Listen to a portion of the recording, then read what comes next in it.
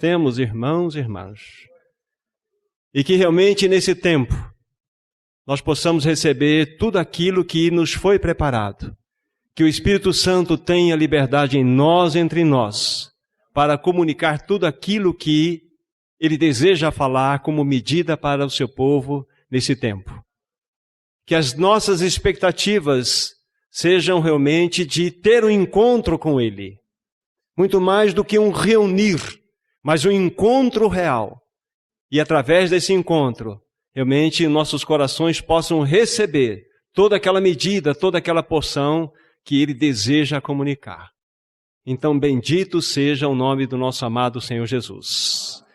Querido Pai, nós queremos entregar esse tempo que já pertence a Ti.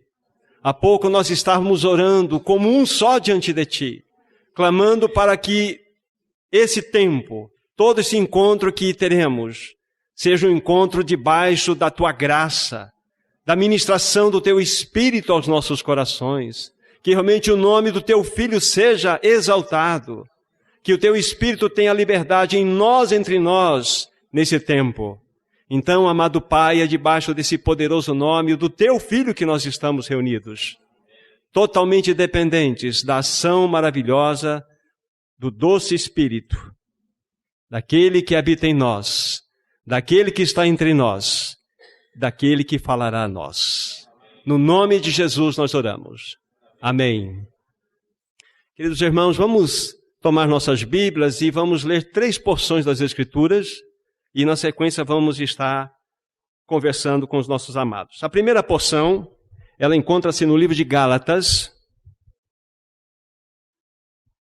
capítulo 5, o verso é 16. E a palavra de Deus assim diz a nós: digo, porém, andai no Espírito, e jamais satisfareis a concupiscência da carne. Essa é a primeira porção.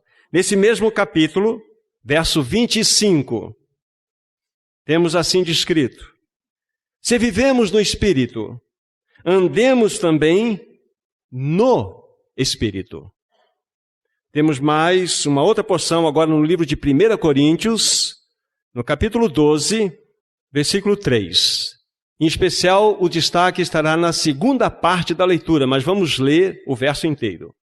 Diz assim a palavra do Senhor: por isso vos faço compreender que ninguém que fala pelo Espírito de Deus afirma anátema Jesus. Por outro lado, ninguém pode dizer Senhor Jesus senão pelo Espírito Santo.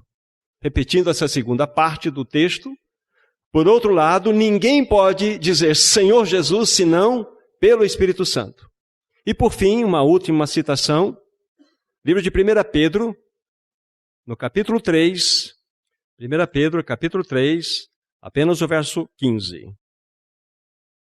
Diz assim a palavra do Senhor: antes santificai a Cristo como Senhor em vosso coração, estando sempre preparados para responder a todo aquele